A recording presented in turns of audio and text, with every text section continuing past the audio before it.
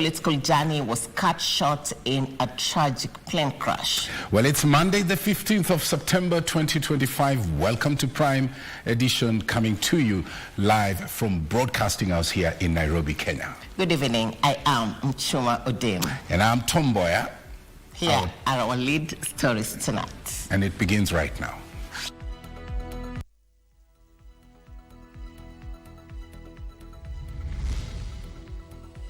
Kenya shines. African silver medalist Edmund Serem wins Kenya her third medal at the 2025 World Athletics Championships in Tokyo, Japan. Corruption in the police service. ESCC and IPOA in partnership to uphold integrity of police recruitment. Funeral and politics. Political undertones characterize the burial of Kikuyu MP Kimani Ichung'wah's centenarian father. Plus, 107 days and counting. Health services in Kiambu County crippled as doctors' strike continues.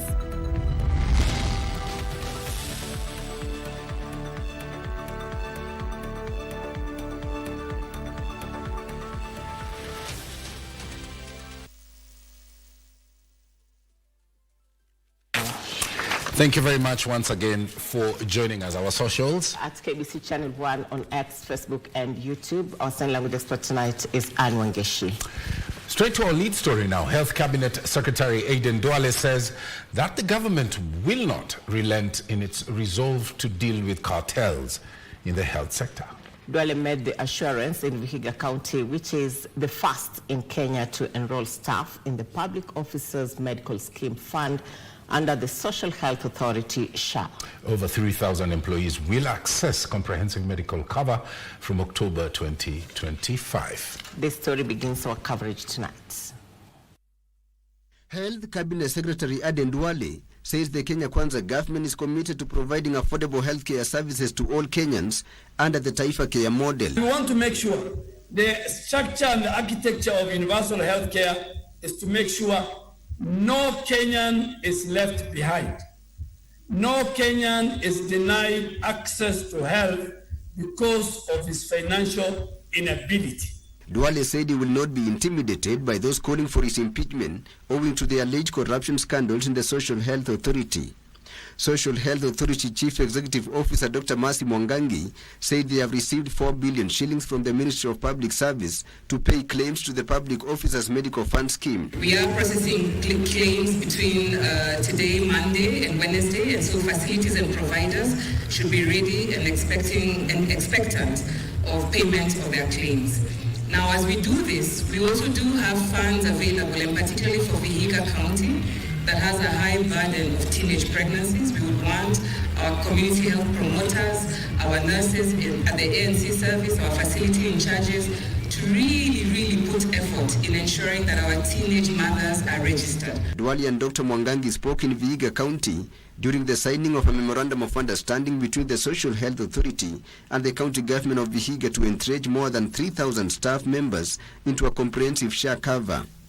Another memorandum of understanding between SHA, the Ministry of Health, and the county government of Vihiga was signed to strengthen access to affordable, equitable, and quality healthcare for all residents. We have looked at the numbers.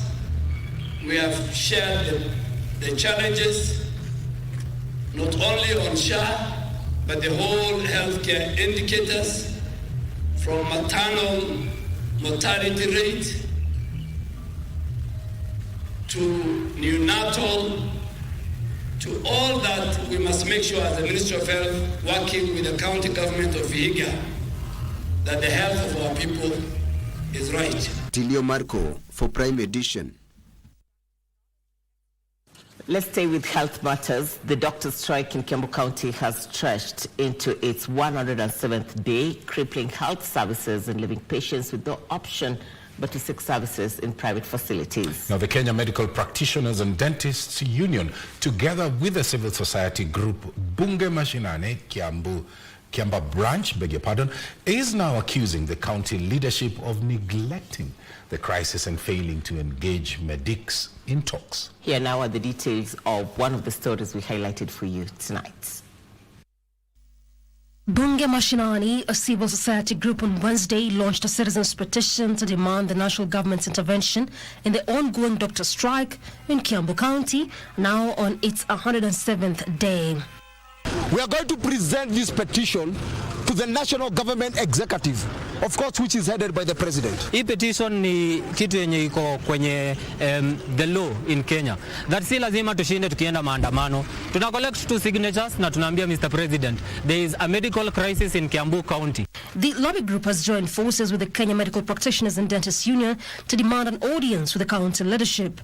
We are still in a stalemate. The governor has refused to meet the doctors, address the issues of the doctors, and for the last 4 months we've had hospitals in Kiambu operating with a skeleton staff, so many services not being offered. Among their grievances are delayed salaries, poor working conditions, and what they term as the county government's unwillingness to resolve their stalemate. The prolonged strike has crippled services in public hospitals, forcing patients to seek treatment in private facilities. The unfortunate circumstances that make us ask the county government to engage, and so that we can complete the strike and the people of Kiambu can continue to receive the health care that is their constitutional right. Doreen Arange for Prime Edition. President William Ruto is tonight reiterating his resolve to transform the country towards prosperity for all. Speaking in Kiambu at the burial of Mzee Isaac Ichungwa Ngugi, father to Kikuyu Member of Parliament Kimani Ichungwa, Ruto drew comparison between the late accomplishments, and he's saying he is an inspiration not just to the nation but to individuals. Well, that report was put together by our very own Kam Chimeza.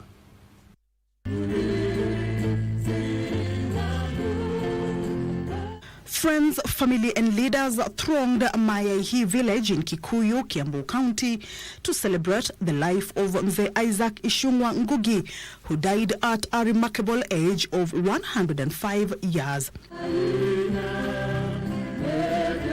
His family, led by Kikuyu MP Kimani Ichungwa, lauded his resilience, perseverance, hard work, focus, and sheer determination to succeed in the midst of adversity. His love for people, his calm and steady presence, and the way he carried himself with quiet strength are lasting inspirations to us. He was the true exemplification of the Swahili saying of tenda wema nenda zako. Since all his social support that he offered to many people over the years, he also stood out for his boldness in the face of colonialists. President William Ruto, who led government and politicians in mourning with the family, termed the life and times of the late as inspirational to the nation. Maneno kama yale yalimpata huyu mzee, kwamba ugonjwa hauna namna ya kutibiwa na kusipatikane tena Wakenya wengi wanaofika mahali ambapo hawajui wagonjwa wao watatibiwa namna gani. He drew comparisons with the late's determination with that of his administration to actualize universal health coverage and agricultural reforms, urging Kenyans to shun naysayers. We must stop the negativity. We must not stop the naysayers and those who speak negatively about our country. Kenya is not a failed state. Kenya is a great nation. We must believe in ourselves. Please, good people, let us believe in ourselves. The same way Mzee Ichungwa here believed in himself. Leaders who accompanied him, including Speaker Amason Kingi of the Senate and National Assembly's Moses Wetangula, termed the late Mzee's principles and virtues as worth emulating. He had an encyclopedic mind, full of wisdom, experience, across the length and breadth of this country. Mzee hakuwa na mipaka. Yeye akiona binadamu ni binadamu, awe wa kabila lile wala lile.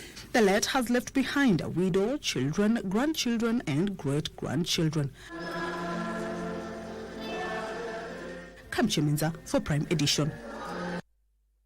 To the Senate, to a story compiled by Gishuki Washira, Busia County government is on the spot for failing to put in place measures to recover loans given to individuals and cooperative societies running into millions of shillings. Now, the Senate County Public Investments Committee says that it was shocked to learn that some of the beneficiaries of the unsecured loans did not even provide identification numbers to access the loans. Busia County Governor Paul Otoma, however, insists the public monies will be recovered once the County Assembly passes the relevant law.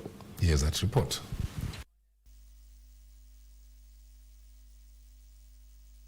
If you look at these beneficiaries, there is no indication of an ID number. So there is a challenge. Maybe you could have a George Bogwa who took that money, but maybe if you follow the ID is a different person. How can you assure this committee that we are going to recover? What action has the county government taken against those who are in office when these loans were being given out without security and without proper documentation, so that they can take that liability? Are any of the officials still in employment? Chair, I believe so, because as we said, some of even the beneficiaries are staff members. So other than maybe the political heads or appointees, people on contract, most of the other people are on P&P. So I believe some of them could still be there.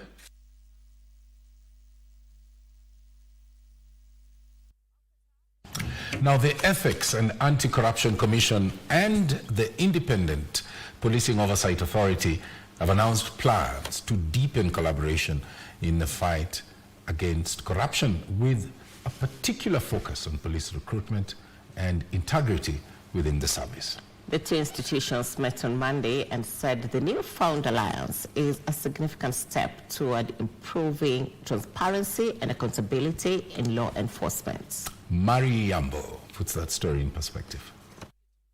The Independent Policing Oversight Authority and the Ethics and Anti-Corruption Commission have partnered to stem corruption in police recruitment.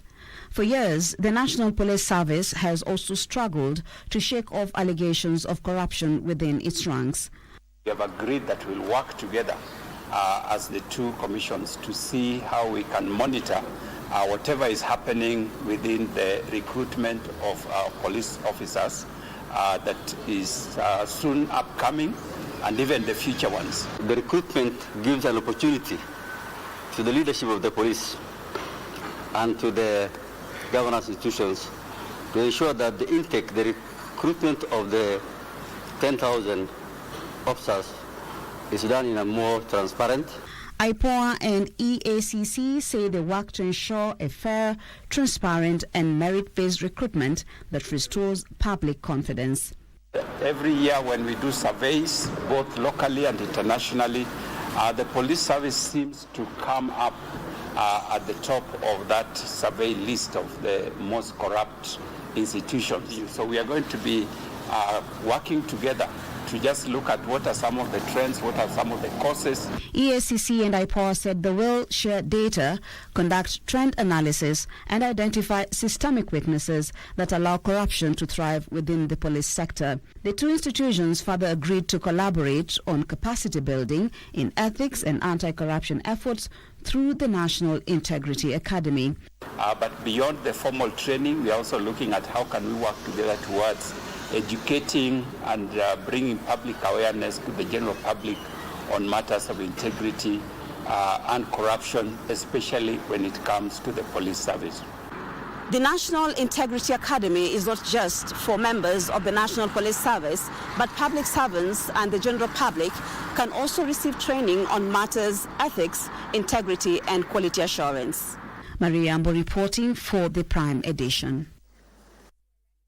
Thank you, Mary, for that update. The inquest into the death of Rex Masai during the 2024 anti-finance bill protests took a new twist Monday, with a forensic ballistic examiner saying that the bullet fragment taken for examination did not match the pistol submitted by police for testing. Senior Police Superintendent Alex Mwandawiro told trial magistrate Geoffrey Onsarigo that the bullet fragments must have come from a live rifle round, further contradicting earlier testimonies that no live ammunition was fired during the Gen Z demonstrations. Well, details of this in the Scales of Justice segment. Taking to the witness box on Monday to give his evidence in chief, Alex Mwandawiro, a senior firearms examiner based at the DCI headquarters, explained to the court the different kinds of bullets and shooting ranges. In your findings, were the findings conclusive or inconclusive? The findings were inconclusive. Inconclusive. Depending what and what? Because the firearms that were brought, yes, are of a different caliber from the exhibit bullets. Trial Magistrate Geoffrey Onsarigo further informed that the Independent Policing Oversight Authority submitted 3 firearms instead of 4 for examination. The 4th one was not supplied. The 4th one was not supplied. Yes, so sir. you were supplied with 3, the 4th one was not supplied. Yes, sir. And the 4th one is the one that you said it is Seska F7226. Yes, sir. I saw in the The 21st witness, a senior law enforcement manager with Safaricom PLC, revealed that the registration particulars for 3 Safaricom numbers ordered by the court belong to some of the accused officers. The hearing continues on 25th of this month, where a photo examiner will testify. At 7:47, again, he was captured at Accra Hotel. At 8:48 at Windsor House again. At 9:28 at Corner House. Elsewhere, Naivasha Court has directed the restarting of a case in which a 72-year-old man has been charged with planning to murder 5 of his family members after a 1-year delay. Naivasha Chief Magistrate Nathan Luther directed that the matter be handled by another court from 24th of September after the previous magistrate handling the issue stepped aside. The family, through lawyer Mbugua Macharia, welcomed the decision, noting that for over 1 year the case had stalled, with the prosecution giving feeble excuses. So I believe that, as you clearly indicated in your wisdom, that this matter can be allocated to appropriate court, and if there is anything else that can be canvassed, as counsel had hinted upon Article 50. Ruth Wamboi for Prime Edition. It's 9:15. We take our first break here on Prime Edition. But coming up, a woman has been arrested in Kitengela after stabbing a man. We'll have details on that and much more after the break. Stay with us.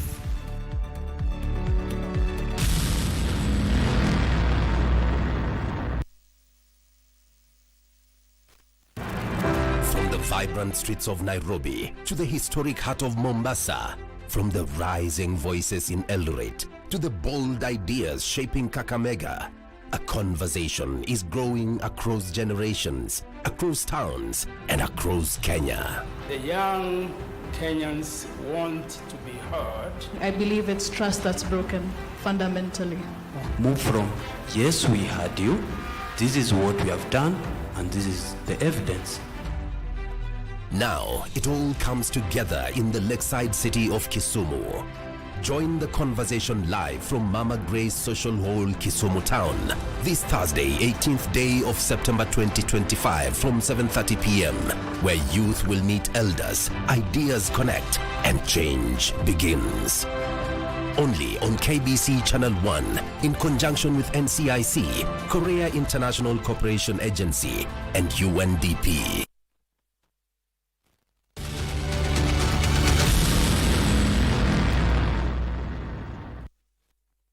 welcome back to Prime Edition. Our socials are KBC Channel 1 on X, Facebook, and YouTube. Continue talking to us. We'll be able to sample some of your views at the end of this broadcast. Onto an item on biodiversity. Tom. Africa policymakers are being urged to implement science and data-driven solutions suggested to them by regional centers of excellence on biodiversity, food security, and also climate resilience. The calls were made during the annual Africa Regional Centers of Excellence Forum, where the Center for International Forestry Research and Wild Agroforestry's Africa Director, Peter Minang, said leveraging on data-driven solutions provides a platform for a sustainable future. That's right. Africa and the European Union have partnered on a 10-year work plan worth 80 million euros spread across 8 years to facilitate Sub-Saharan Africa's green transition and sustainable development.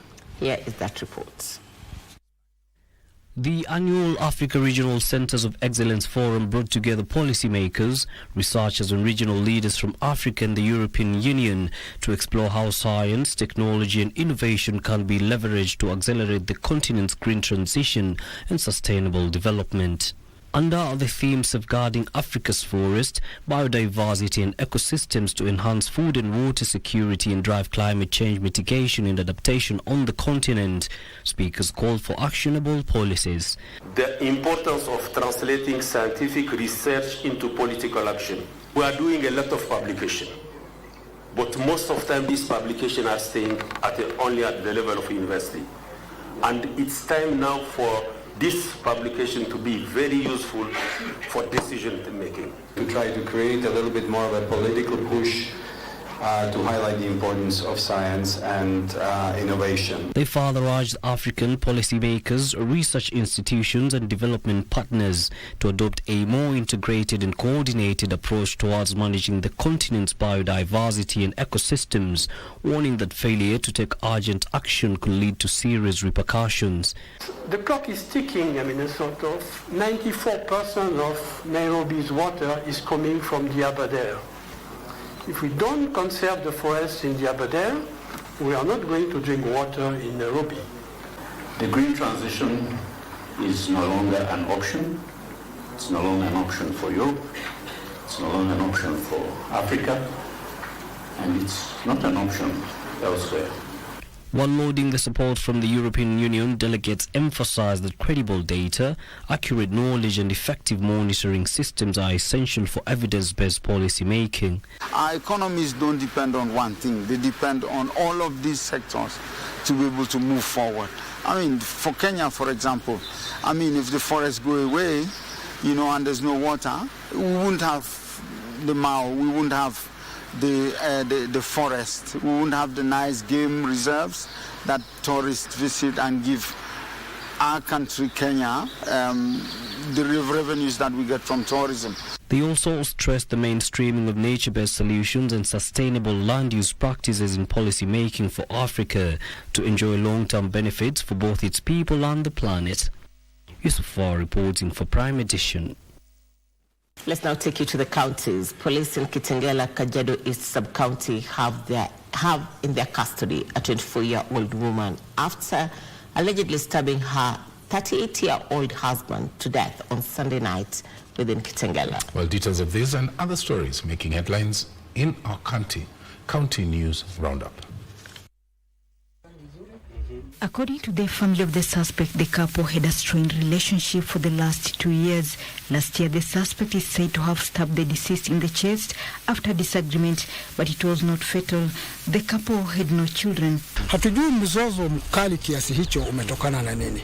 Kitu ninaweza kusema, yeye alikuwa anaonekana ni mtu wa temper. So anaweza kujam na afanye chochote. Elsewhere, over 32 families in Amagoro in Teso North, Busia County were forced to spend the night in the cold after heavy rains and strong winds destroyed their houses. The heavy rains, which began at around 7 p.m., caught many families in Amagoro by surprise, leaving households counting losses. Mvua ilikuwa na upepo nyingi sana. Masaa kama saa 12 ya jioni hivi. Ilikuja na upepo nyingi. Akuja akavunja miti, akang'oa paa ya nyumba. Watu wanahangaika like 35 households in Malaba North Ward, ingine in Angorai North. Sisi kama mheshimiwa hatuna. That's a disaster. Enye mheshimiwa nitakana kuje chini tuongee na nao na nina kama viongozi. How are we going to help our people? And the Homa Bay County government has interdicted a human resource officer following allegations of her involvement in the attack of a journalist in the region. Habilo Nyango was abducted and tortured for his reporting on alleged corruption and the role of the said officer in the racket. They beat me up and I was taken to an Harrier car. I was put in a boat and they moved with me almost, I don't know, I can never tell. And they even forced me to smoke a weed. We really want to appeal to the security agencies to ensure that these known goons are arrested, prosecuted, and also let's ensure that the lives of journalists in Homa Bay are really protected. In Meru County, professionals from Imenti region of Meru County under the umbrella of Imenti Development Forum have installed the 4th computer hub at the Ngine Day Secondary School in Imenti North Sub-County to empower the youth with access to the internet. In that computer hub, you can do your research, you can do your master's from there, you can do your PhD from there, and you can get virtually a design of a house, or you can become an engineer from the computer hub. So what we are saying... Elsewhere, over 3,000 residents in West Pokot County have received free medical care courtesy of M-Pesa Foundation. The camp was held in partnership with Zuri Health, Lions Sight First Eye Hospital, and Kenya Institute of Special Education. We have eye services. We have women being screened over cervical cancers, breast cancers. We have dental issues being addressed. Mimi meno ndio ilikuwa inanisumbua lakini saizi nimehudumiwa sasa na naona saizi niko sawa. And the Ministry of Water has rolled out a 2-week training aimed at reducing the amount of water lost before reaching the customers, popularly known as non-revenue water. We are here today together with our partners JECA to run a training on non-revenue water that is targeting participants from 8 different countries. In the collaboration, we facilitate the participants from neighboring countries to come and acquire knowledge and skills from Kenya. Finally, the Kenya Counseling and Psychological Association officials and members drawn from 5 counties of Kericho, Bomet, Narok, Nandi and Nakuru congregated in Moi Gardens in Kericho for a mental health walk. The reason for this activity is to create awareness and sensitize due to the escalating numbers of mental health issues which leads to suicide. Martini Marslin for Prime Edition.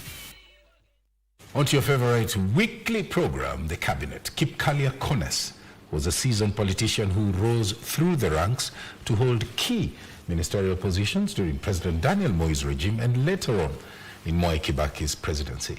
His political journey was cut short in 2008 when he died in a plane crash. Kipkalia Kones attended Tenwek High School from Form 1 to Form 4 and then Cardinal Lutunga High School for his A-levels, after which he was employed as a supervisor at James Finley Tea Company in Kericho District, now Kericho County. In 1983, his attempt to become Bomet MP was thwarted by Isaac Salat, then a powerful assistant minister in the office of the president. Salat's death in 1988 yanked the door wide open for Kones, who was appointed assistant minister for agriculture upon his election as MP. Ahead of Kenya's return to political pluralism in 1991, Kones teamed up with KANU stalwarts William Olentimama, Nicholas Biwott and Henry Kosgei to mobilize Rift Valley residents to resist return of multi-party politics. He was re-elected Bomet MP in the 1992 polls, and President Moi appointed him a minister in the office of the president. In the 1997 elections, he was re-elected and appointed to the head of Public Works and Housing Ministerial docket before being moved to Research, Science and Technology. Towards the 2002 general election, however, his loyalty to KANU came under close scrutiny and he was moved to the less influential Ministry of Vocational Training. Cornes finally fell out with President Mboya altogether and briefly joined the Muungano wa Mageuzi movement led by lawyer and fellow politician James Orengo. Before the 2002 general election, he shifted his support to Ford People, which was led by Simeon Nyachae, who had also fallen out with President Mboya. Nyachae, who had earlier parted ways with the National Rainbow Coalition after Odinga endorsed Kibaki as the coalition presidential flag bearer, picked Cornes as his running mate, and the two put up a spirited fight for the presidency. In 2002, Cornes lost his parliamentary seat to Nick Salat but was nominated as an MP by the Ford People Party, which he also chaired. On 30th June 2004, President Kibaki appointed Cornes Assistant Minister for Public Works. In 2005, after the government-backed referendum failed, Cornes refused to be reappointed to his old job as Assistant Minister, reckoning that the ground was hostile. He would later move to associate with Raila Odinga, who had led the no side of the referendum that was symbolized by an orange, and that became the Orange Democratic Movement Party, on which Cornes rode to Parliament and into the cabinet after the formation of the Grand Coalition government in 2007. He was part of President Mwai Kibaki's cabinet for just 57 days before his death in a plane crash on 10th June 2008, aged 56. Jackie Wambiru.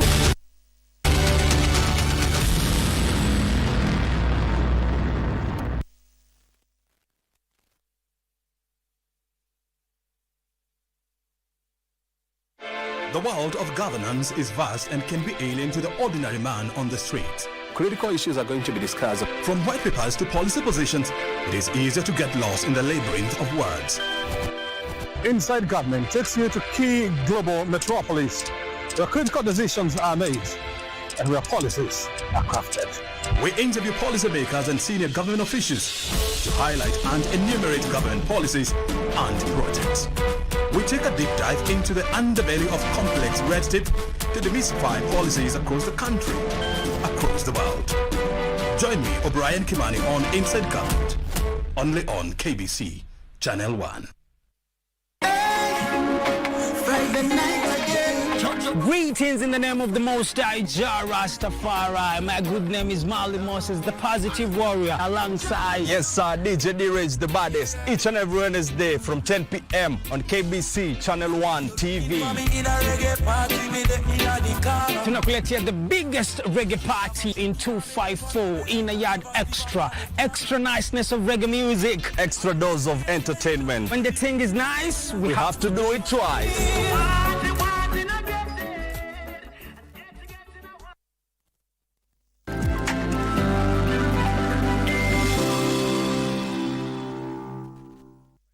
Welcome back. You're watching Prime Edition, and it's time for the latest in the world of business. My name is Betty Kiptum. Now, over 800,000 youth with limited formal education are set to benefit from a 3 billion shillings entrepreneurship empowerment project. The World Bank funded program, dubbed Nyota, will see successful beneficiaries receive a startup capital of 50,000 shillings and a 2-month comprehensive business mentorship. Launched 2 years ago, the National Youth Opportunities Towards Advancement Nyota project attracted applications from over 1.5 million youths countrywide. The 3 billion shillings project, supported by the World Bank, aims to empower 800,000 vulnerable youths with skills to access government procurement opportunities and business development services. The maximum education level was Form 4 and below. Those who are graduates, those who are diplomas were eliminated through the system because we thought bulk of Kenyans youth are in that category. And it was on a zero-rated channel, *254#. So you did not have to have airtime or even okwajazi, you could still. Then from there, part of the selection process, apart from the age and education, we also took them through entrepreneurship aptitude test, just to test the business mind, of which now successful applicants have been selected, further selected from there. Implemented in 8 clusters, the program will provide successful beneficiaries with a startup capital of 50,000 shillings and a 2-month comprehensive business mentorship to equip the youth aged 18 to 29 and up to 35 years, persons with disability with vital skills to start and manage their businesses. Successful completion of the classroom training in every cluster will be followed by a first dispersal of the business startup capital to the respective beneficiaries to enable launch their business ideas. The beneficiaries with sound business ideas will be handheld by business development experts. Quite a number of organizations from the private sector which have been selected competitively. The entrepreneurship program Cluster 1 kicked off Monday in the Western region, targeting youths in Kakamega, Vihiga, Bungoma and Busia counties. First cluster, which is covering Western region, those people have already been converged together in those centers and they're training. And during the launch, they will all congregate in one central place in every cluster, so that then it will be an extension of business mentorship. The formal launch of the Nyota project will be presided over by President William Ruto next week. Wairi Mujenga for Prime Edition. And Kenya is targeting to eradicate trypanosomiasis disease in livestock spread by sesefly in the next 2 years. Agriculture and Livestock Cabinet Secretary, that is Mutahi Kagwe, says Kenya is employing the use of new drugs and modern monitoring technology as cases of drug resistance have been reported in some counties. 23% of Kenya is sesefly infested, with the pest responsible for 18 billion shillings lost annually due to livestock mortality. Last month, Kenya announced that it had eliminated seseflies transmitted human African trypanomyces or sleep sickness as a public health problem. And now, Agriculture and Livestock Cabinet Secretary Mutahi Kagwe says the target is to contain the trypanomyces disease in livestock. The fact that they killed not just livestock but also animals, in our game parks. So the work that is going on is important in terms of animal health, is important in terms of human health, is important in terms of our economics, is important in terms of our tourism.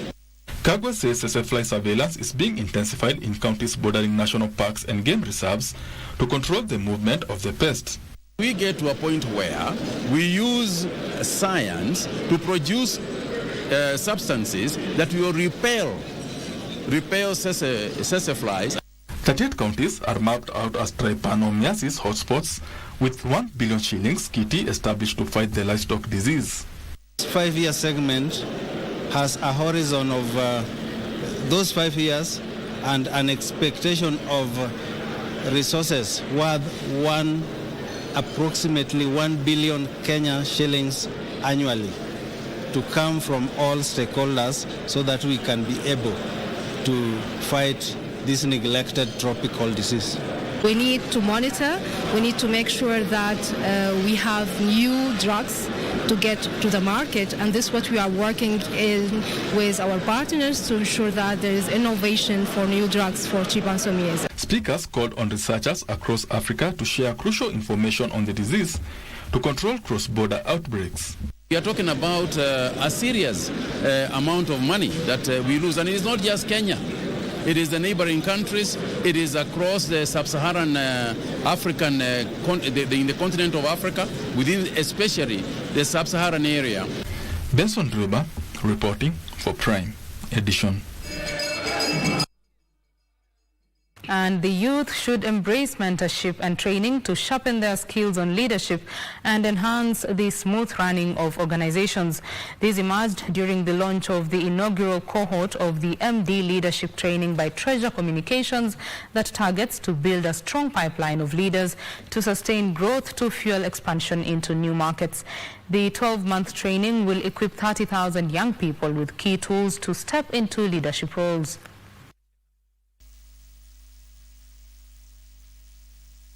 When we go out looking for youth to take up jobs, there is a lot of lack of understanding that jobs exist. And there's also that lack of understanding that there are particular skill sets that you might need to have. For example, a growth mindset is a skill set that many youth don't have today. And so how do we put them in a place where they can get the skills so that they can then secure the jobs? So in terms of a challenge is understanding or having the mentality that jobs don't exist. What we are looking for is them stepping into the new roles within the business. We believe that their growth within Treasure is also going to open growth within the market industry. And we are not just saying that by training them and giving them this particular opportunity, they have to stick within our business. But we are looking at how do we transform the entire marketing environment so that then more and more companies that we are in the same space are able to take these roles of marketing seriously. We're able to build more networks around the marketing space. We are going to grow more brands. We are going to work with more clients to make sure that then this particular area of marketing has been transformed positively.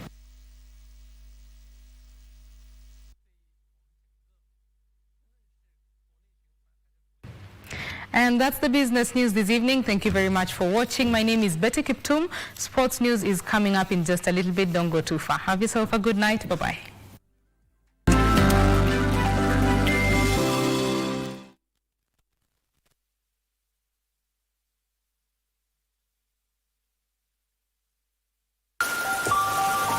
It starts with little moments of courage. To stepping out into the new world with confidence. Taking leaps of faith. Spreading your wings and soaring to new heights. Your mother's love is with you wherever you go. Stay soft. Nothing lasts like mom's love.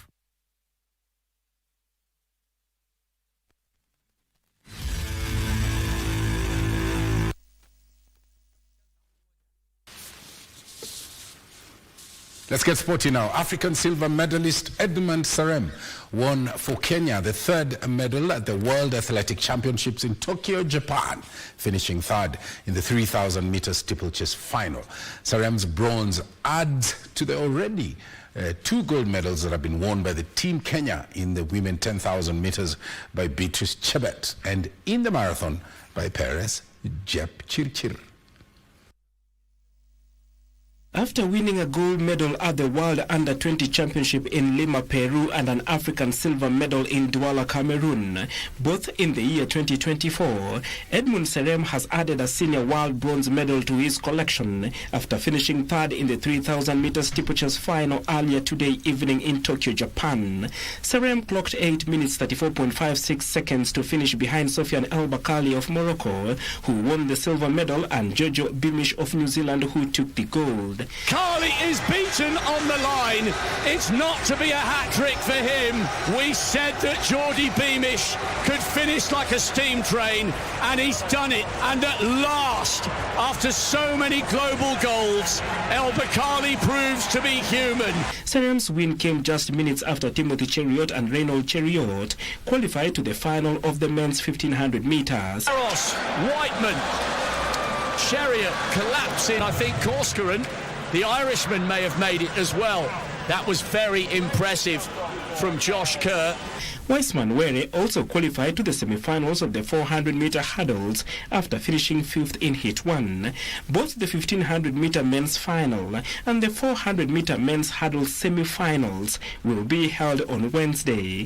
Faith Cherotich and Doris Lemgole also qualified to the final of the women 3,000-meter steeplechase, still to be held on Wednesday. Ever won a running gold medal at the World Championship. The Kenyan men's marathon team missed out on a medal in the first event of day 3, with Kennedy Kimutai finishing 16th, Vincent Kipkemoi 22nd, while Hilary Kipkoech failed to finish the 42-kilometer race, won by Felix Simbu of Tanzania.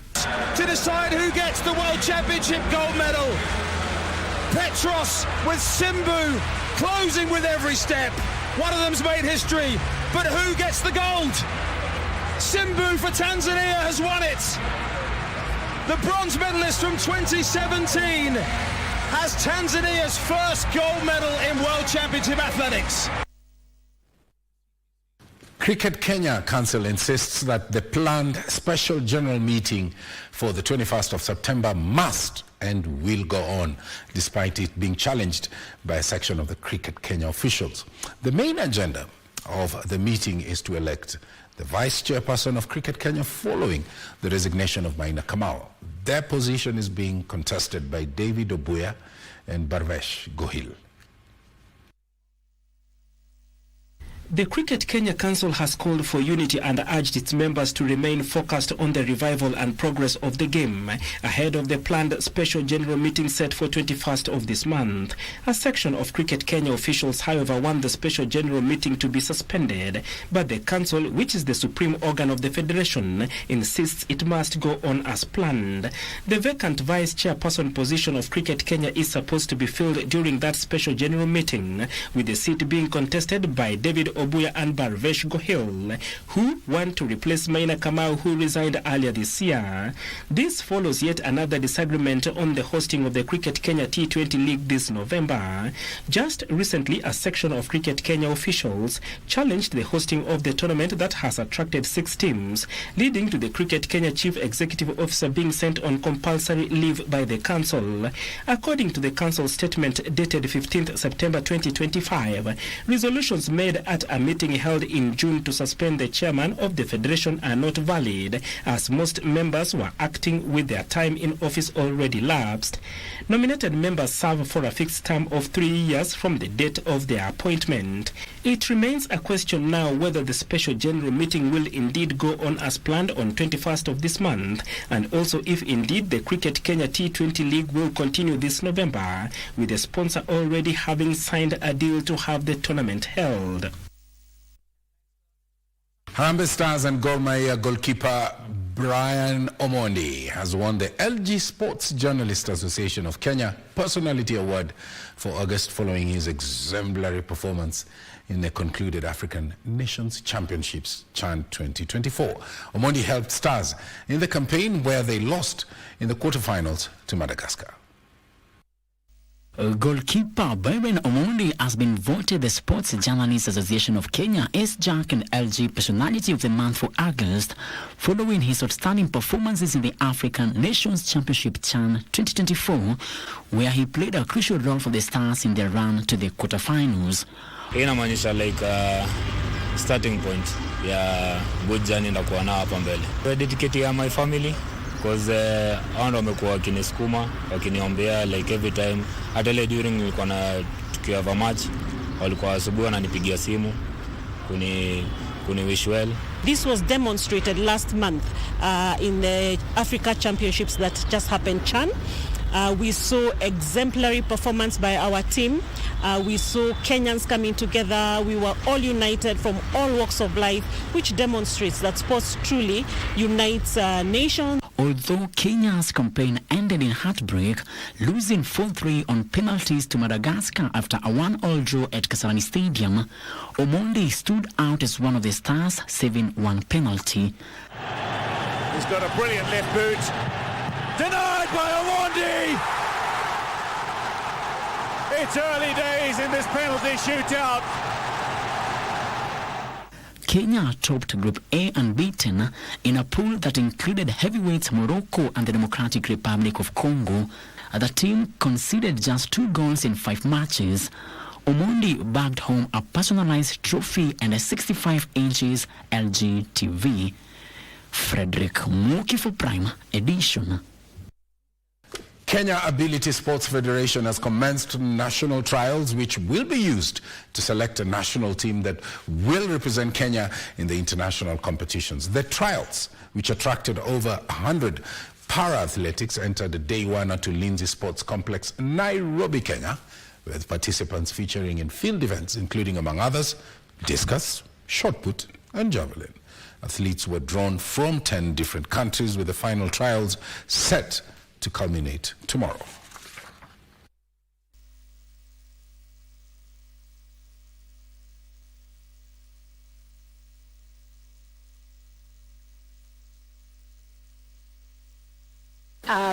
we are doing trials to select athletes that are going to represent the country in Thailand, World Championship for athletics for people with physical impairment. And for this event to happen, we were registering from all over the counties, so as for athletes to come and participate, and we have almost 150 athletes from different counties. And to basically call for investment, I want to call upon the government to invest in disability sports, because if you look at our persons with disabilities, hardly do we do sports. Hardly do we have budget for sports.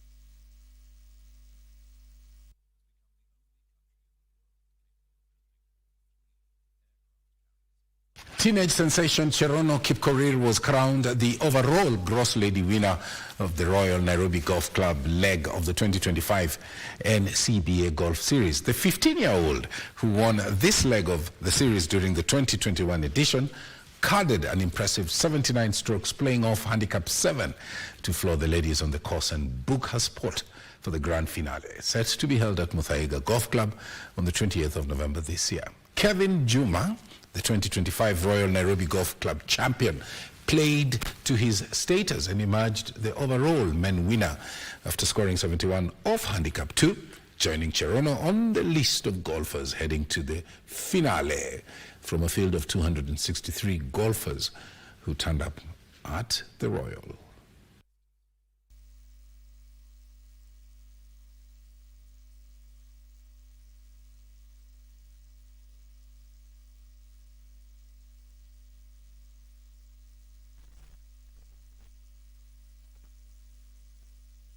Encourage you to explore our various solutions we have to help you grow on the financial front. Our teams at all the branches across the country and the region are ready to help you. Well, thank you for the sponsor. And what NCBA normally say, go for it. And today I went for it. Thank you very much.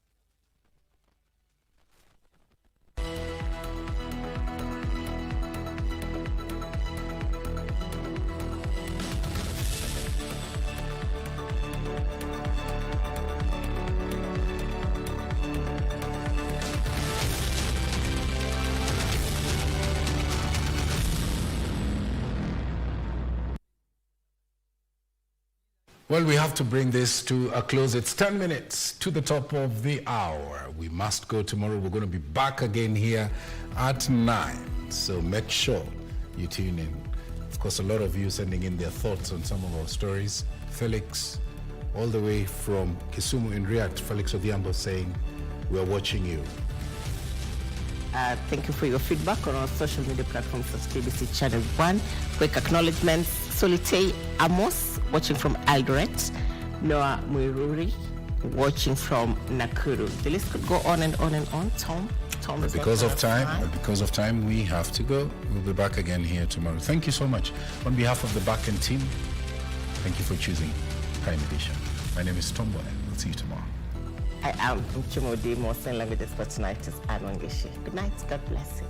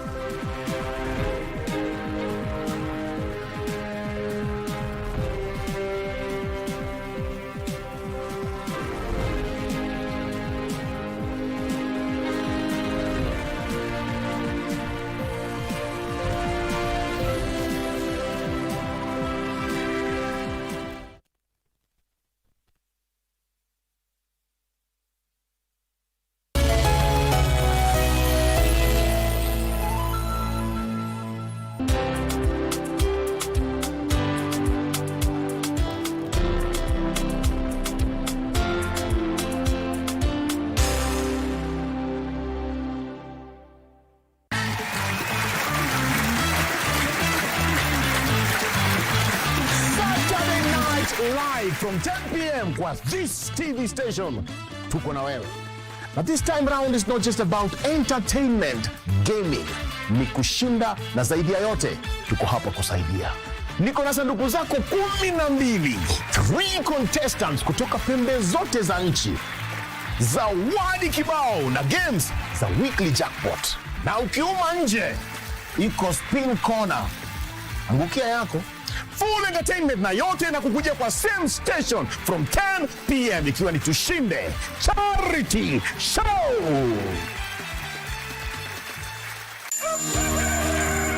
Good morning. Good morning. Good morning, Kenya. Wake up with Good Morning Kenya, the morning show that's got it all.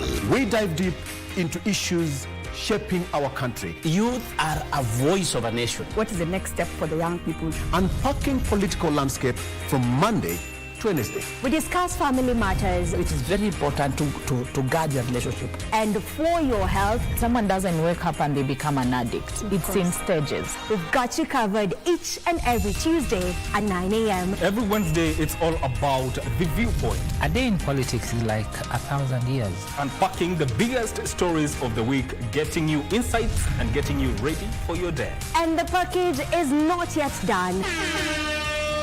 I get to fix your Thursday with some entertainment. Entertainment Thursday, it is. Good Morning Kenya. We shape your day. Good Morning Kenya. Every weekday morning on KBC Channel 1. Are you ready to explore a world full of learning, color, and dance? Then come join the fun on Big Minds. From fantastic talents to fun and twisty tongue twisters that will tangle your tongue. To sing a song, so it's a song saying singer. How about you step into our storytelling corner where tales come alive with Wangari, the storyteller. Now, one thing about books and stories is that a story can be translated in many different languages. Are you worried about being hungry?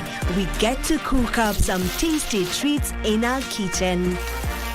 Now add powerful poems, catchy choral verses, and dance moves that'll make you dance. Every moment on Big Minds is packed with fun, learning, and the brightest young stars lighting up the screen. Big Minds, where every child shines, every Saturday from 9 a.m. right here on KBC Channel 1.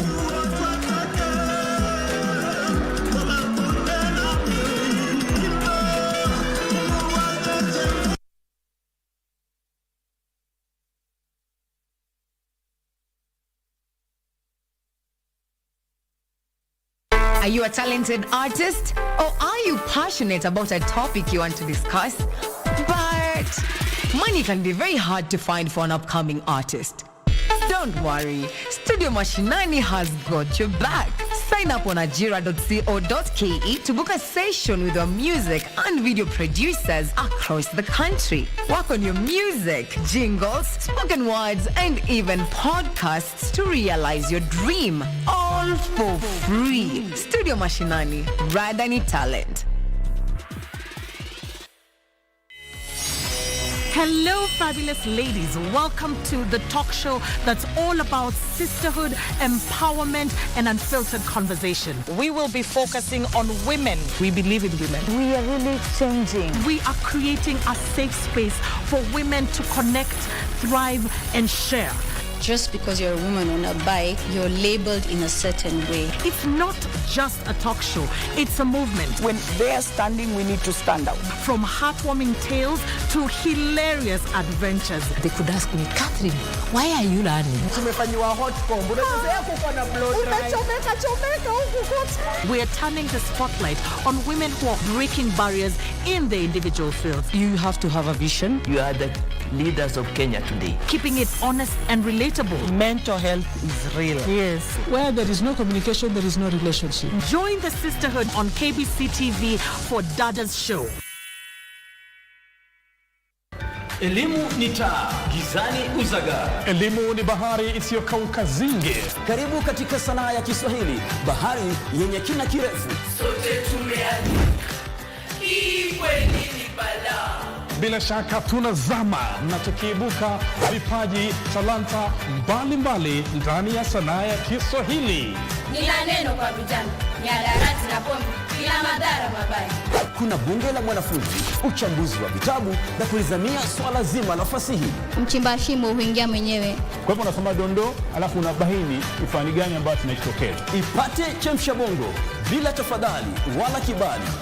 Na si hayo tu mtazamaji.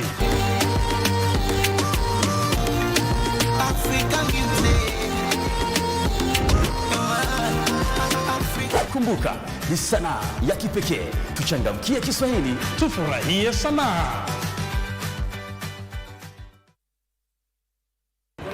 Are you ready for the next big thing in tech? Well, we'll spotlight Kenya's brightest young minds, game-changing startups, and breakthrough technology that are shaping our future. From AI and robotics to sustainable futures, we bring you the stories behind the scenes. KBC Channel 1. Remember, tech starts here.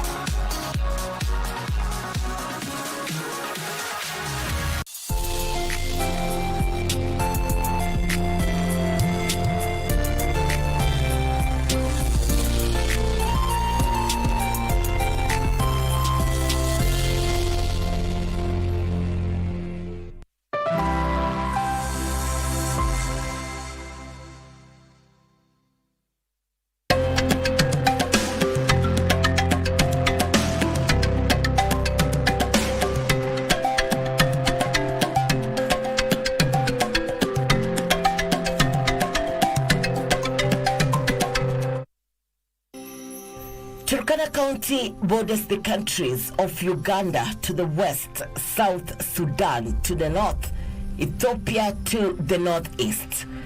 Lake Turkana is on the east of Turkana County. The alluring beauty of Lake Turkana speaks for itself.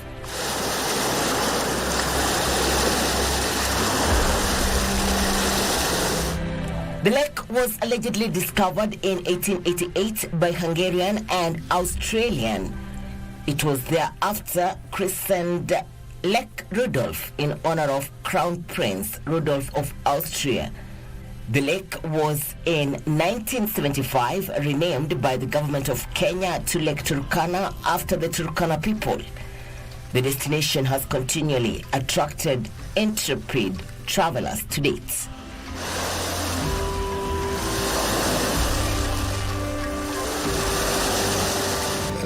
Stars are so beautiful. You see the Milky Way. You see thousands of stars because we are almost at the equator, and we see the northern and the southern hemisphere.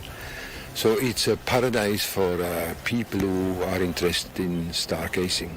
Turkana has a beautiful culture. People who come here, they wish to have a glimpse of that culture. Maybe they want to visit a cultural village, which is possible, which we can also organize. From Lodwar, you would do at most an hour drive to Lake Turkana. Along the lake, around 11 kilometers, we have Napiget sand dunes. It is good for sports, car sports activities. Also, again, we have Wadaj pyramids along the road towards Kalokol. Wadaj pyramids is known to be, we've named it as pyramids of Wadaj because it has some natural pyramids. It was due to water erosions. The landscape around the lake is surrounded with lush green dome palm trees, a far cry from the dry, scorched look associated with arid and semi-arid areas. The tranquility of this part of Kenya is arguably magical enough to lure one to sit on the banks of the lake or get into the waters at the shores of the lake. Alternatively, enjoy a ride to the sand dunes of Turkana.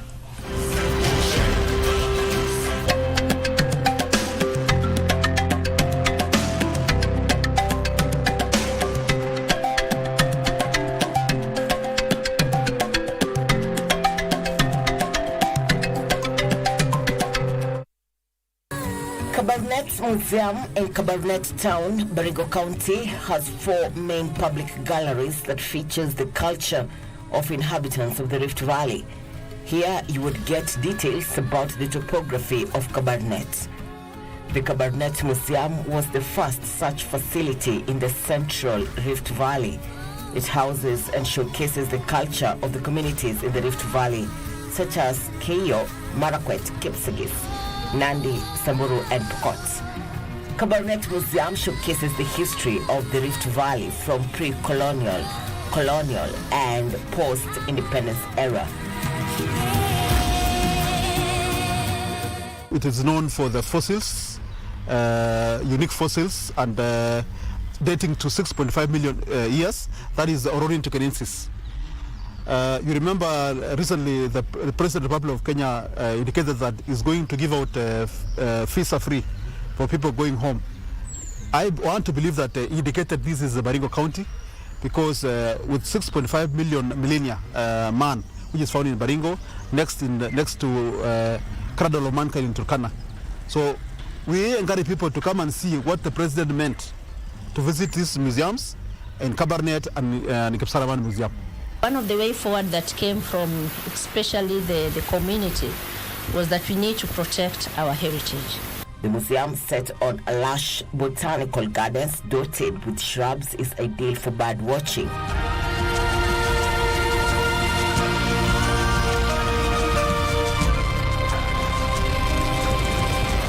So going towards the festive season, we see the more and more tourists coming, especially the locals, appreciating what they have within. You can visit Kabarnet any time of the year owing to its conducive weather patterns. We also have famous trademark soup, the Marugani Mafoti soup. That is, you'll never miss it, and it's got the medicinal value. So it's among the attractions, among the foods that we offer besides the exotic or the international cuisine.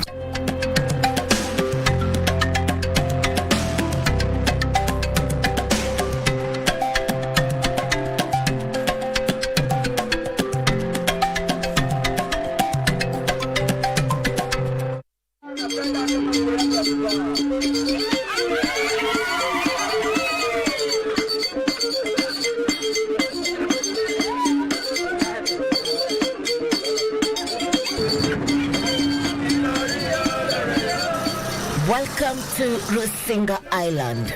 This island can be accessed by road via this bridge that connects Mbita Town and Rusinga Island.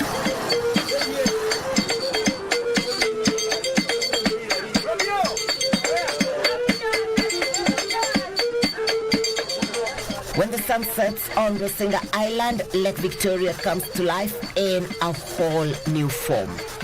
Small yellow lights pop up across the water. A first-time visitor would confuse the view with that of a town in a far distance. These are fishermen at work. Rusinga is among the breeding islands for fish in Lake Victoria. The fingerling fish are normally captured during the darkest of nights. The fish stay close to the bottom in the daytime and rise up toward the surface at night.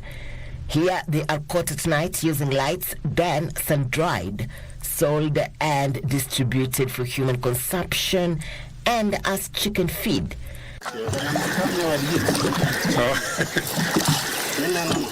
Fishing is a key source of livelihood for people on the island. During the day, tilapia and Nile perch are among the target of fishermen operating in the lake. Na niliona usiku mkipeleka zile boti huko. Huwa mnafanyaje hiyo? Ile iko na stima hivi. Tunaweka kwa kitu inaweza bebea. Tunaitwa kengele. Alafu tunaenda na boti hivi tunazunguka round, alafu tunavuta kwa sababu tunapata ile samaki inaitwa mena. Na sasa hii kama ulikuja ukaweka saa ngapi? Hii tunatenga kama saa 12 jioni. Na tunarudi saa za asubuhi kama hivi. A tour around the lake would also explore to magical scenery at Lake Victoria.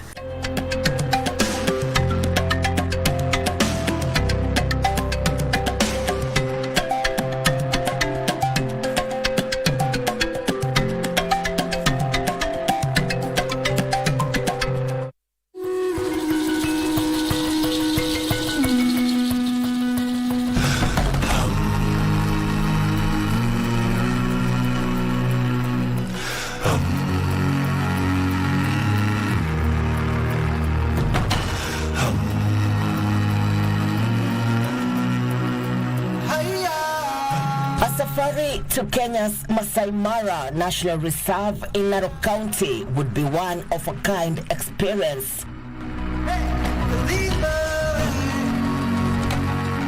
It's my 5th time in Kenya, but I've never been to the Mara, so I'm very excited about the Mara and hopefully to see the migration.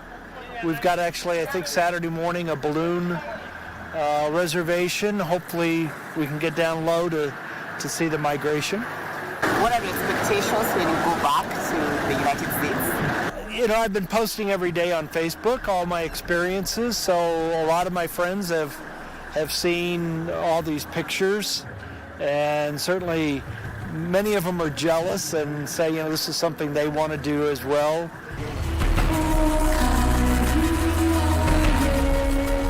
Visitors to the Mara are largely interested in the wildebeest migration.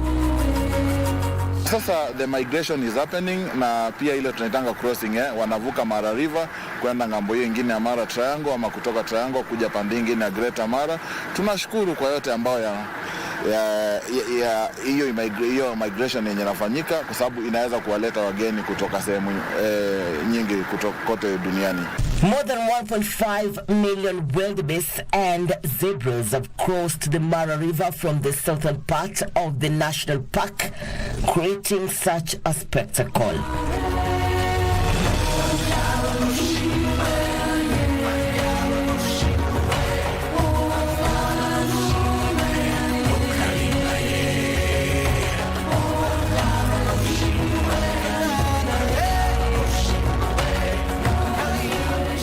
At the end of the rainy season in June, the wildebeest from Tanzania's Serengeti National Park joined their equals at the Masai Mara National Park. It started on the 14th of July. To be precise, 7:30 a.m. crossing from St. River. I can say we have experienced a big number of wildlife migration than there before. The migration came through all of the usual areas they used to come through to the Mara years back.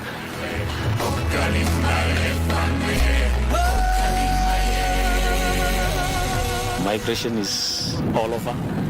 This is the time I'm sure they will enjoy themselves, and you can have where to put up, or you put up in Narok and come for a day game drive.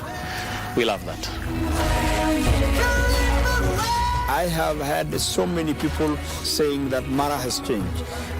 It's because, again, the efforts the county government is putting to making sure that our guests enjoy their time. So I can tell you that the season is looking pretty good. The wildebeest, also called gnus, are members of the antelope family. A wildebeest can grow to 2.4 meters in length and weighs up to 270 kilograms. For most of their lives, wildebeest graze in the grassy savannas and open woodlands of the plains which straddle the nations of Tanzania and Kenya. However, the search for greener pastures does not come without danger. The migration route crosses rivers which are mostly infested with Nile crocodiles.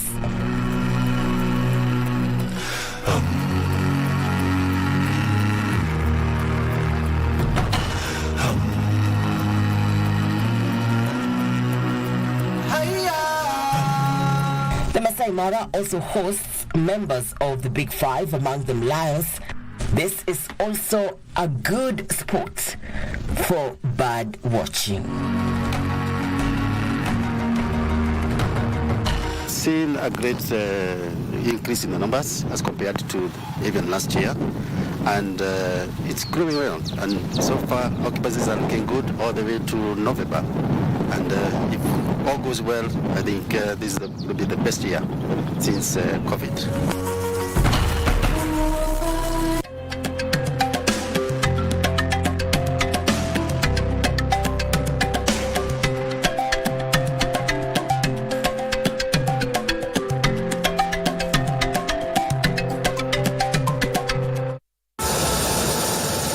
A hot air balloon safari is something to yearn for as long as you don't have a phobia of heights.